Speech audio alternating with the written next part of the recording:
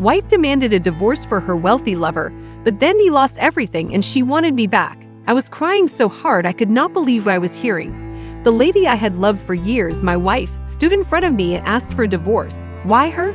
She had moved on to someone else, someone more beautiful and wealthy.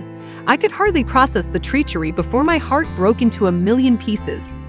I believed that everything began innocently enough. I had been married to my wife, Sarah, for 7 years. Like every marriage, we had our ups and downs, but I thought our love could endure any hardship.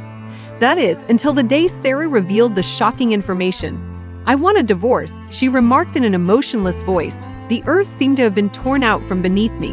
I begged her to change her mind and give our marriage another go, but she refused to listen. A wealthy businessman who promised her a lavish life was the other person she had met. And what we had worked so hard to build came crumbling down in an instant. In the days that followed, I fell into a very depressing hole. I was unable to eat, sleep, or concentrate on anything but the anguish of losing Sarah. I was left alone with my broken dreams as I watched helplessly as she moved out of our house and into the arms of her new partner.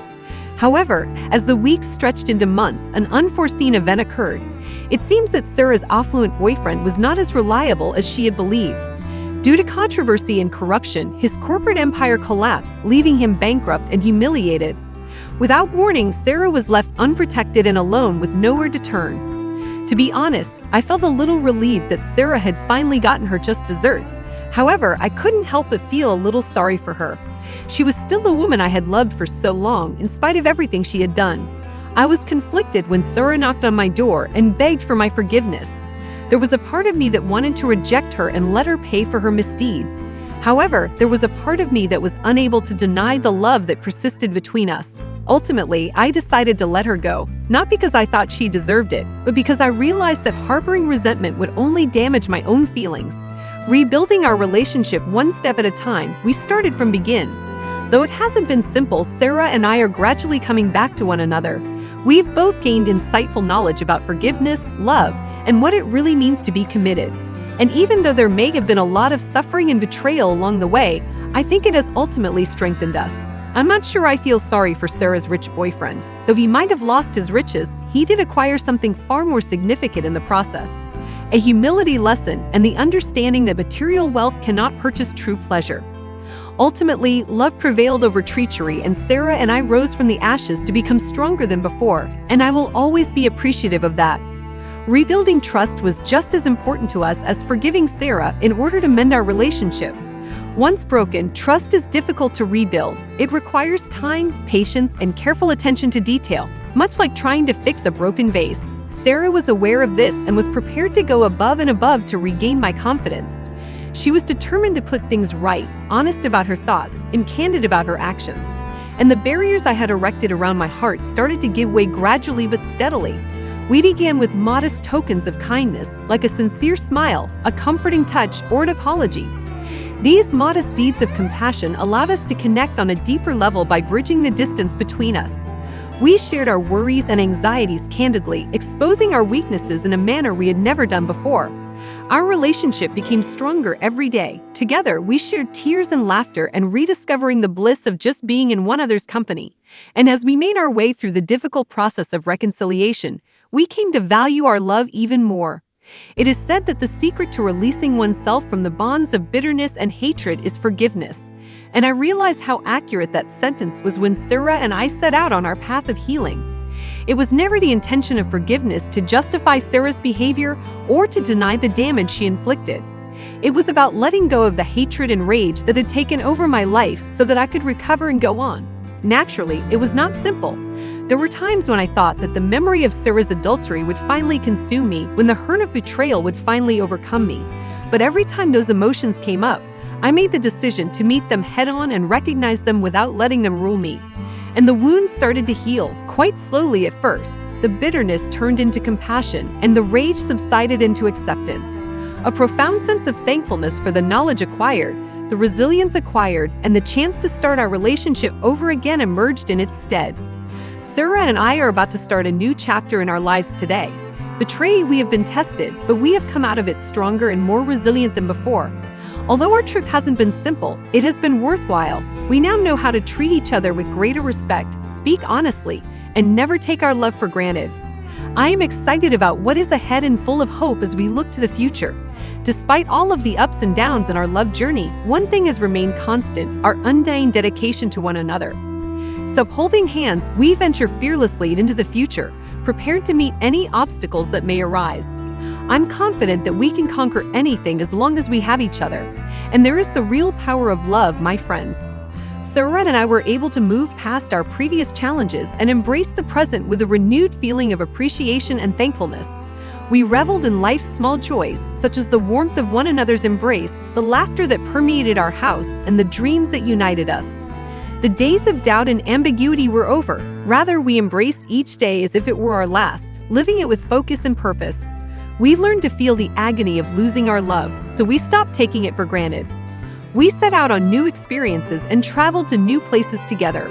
We journeyed to far regions, fully absorbing the splendor of other people's customs and topographies. With newfound zest, we followed our passions and helped one another along the way. We never let go of our love for one another, though, even in the middle of the thrill of our joint travels.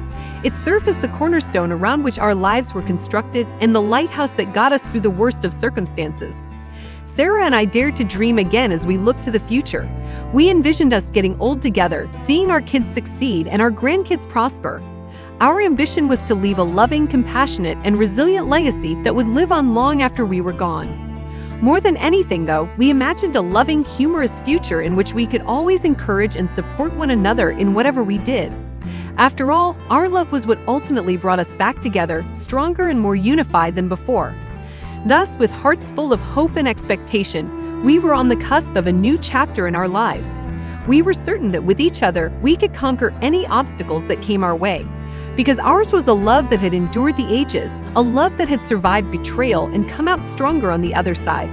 And with a sense of amazement and excitement, we anticipated the numerous experiences that were ahead of us, knowing that by working together, we could take on any challenge.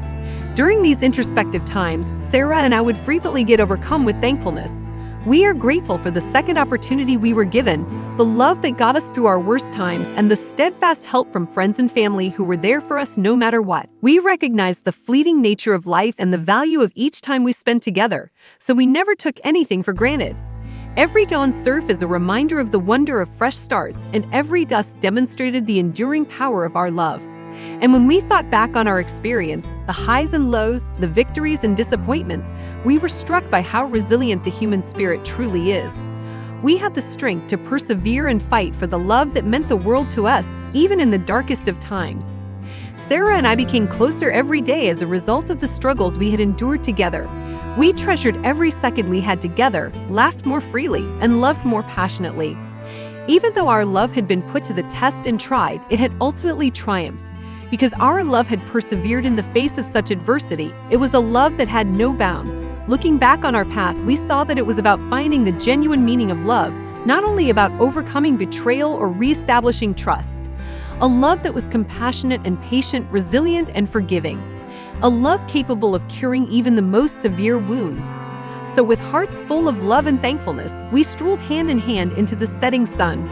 We understood that we had each other and that no matter what happened in the future, we would always have all we needed to live a happy and loving life. We had learned priceless lessons from our love, betrayal, and redemption journey that would last a lifetime.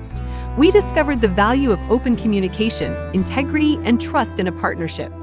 We realized that love is about more than just romantic moments and large gestures. It's also about the daily decisions we make to put each other's happiness first. We discovered that showing forgiveness is a reflection of our resilience and power rather than a sign of weakness. Forgiveness frees us to experience pleasure and love once more, whilst holding on to grudges and wrath simply poisons our own hearts. We learned more about ourselves and one another from our experiences. We learned about our own ability to be compassionate and forgiving, and we saw how deeply Sarah regretted her actions and was determined to set things right. For many who had comparable difficulties in their relationships, our tale of love and restoration served as a ray of hope. We were transparent about our experiences in the hopes of encouraging others to find solace and peace in their own lives. Messages from individuals all around the world who were moved by our tale and who found comfort and inspiration in our travels reached us. While some faced adultery, others struggled with betrayal or loss, they all took solace in the knowledge that they weren't alone. Others were motivated to forgive and mend our connection by our desire to do so. We turned into evangelists for forgiveness and love, sharing with everyone we could the good news of recovery and hope. Sarah and I grew older together as the years went by, our love weathering all of life's hardships. Along the road, we encountered difficulties and roadblocks, but we overcame them as a team because of our shared dedication to one another. Since our love had endured, it was clear that real love had no boundaries. It was a love forged of hardship, bolstered by pardon, and maintained by the unshakable connection between two souls. And as we reflected on our voyage, we realized that we had discovered something genuinely unique, a love that would endure forever and beyond. Because our love had triumphed over treachery against all circumstances and was blazing brilliantly for everyone to see.